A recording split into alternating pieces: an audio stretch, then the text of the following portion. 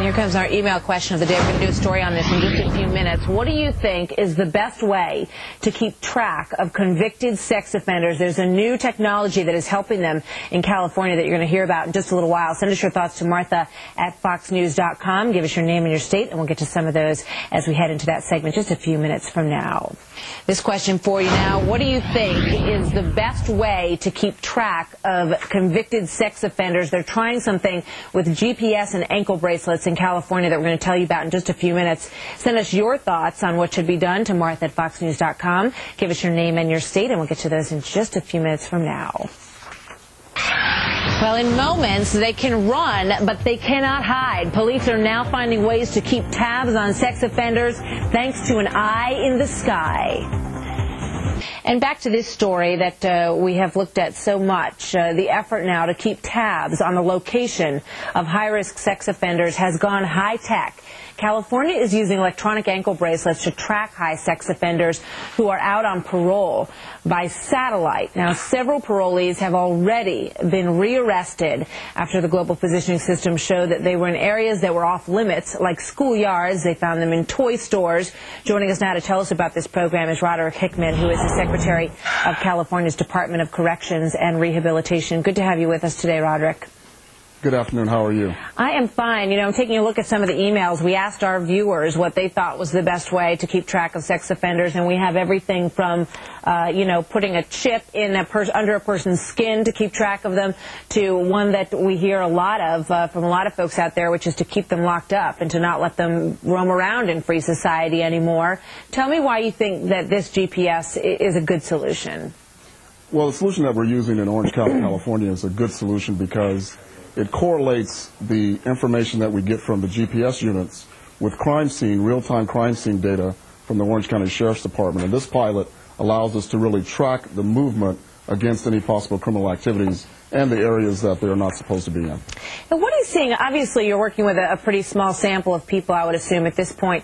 But, you know, there have been stories, I read a number of them, about people that were picked up near schoolyards and near toy stores. Doesn't that just go to doesn't it just sort of reinforce the fact that these people are repeat offenders and that maybe they cannot be cured? Well, there are repeat offenders that are in there, but I think that our responsibility in corrections, in so much that the law is what it is to supervise and make our communities as safe as we possibly can within the constraints of the law.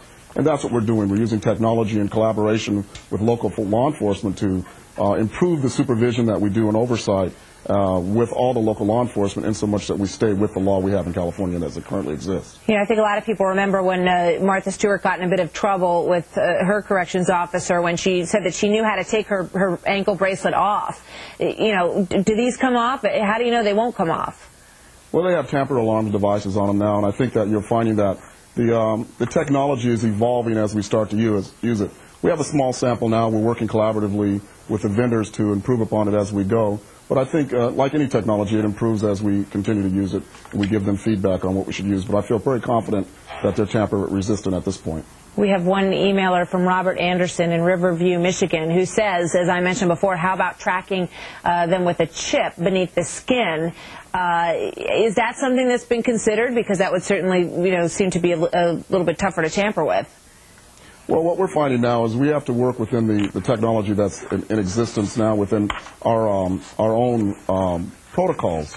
Biometrics is something that you'll consider, but I think we have to wait till we look at how it works within the environment that we have, with the type of offender that we have. And the last thing we want to do is risk any loss of location.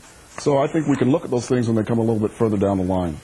I know that you have one of them with you. If you could just show it to us and just give us a quick demonstration about how it works.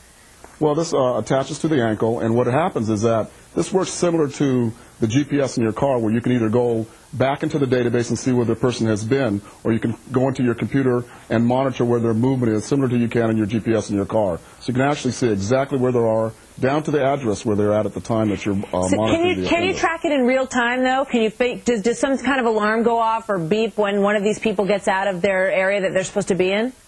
Yes, you can track it in real time, and our parole agent caseload is reduced to allow them to spend more time tracking them. So in addition, you can't just take the tool, you have to take the protocols and change them also. So we're doing a little bit of both, the tool we're using and the protocols of supervision that we're using also to be able to improve our community safety. Well, I hope, and I'm sure a lot of parents out there hope that you have great success with this. Roderick Hickman, thank you for telling us about it. Thank you very much.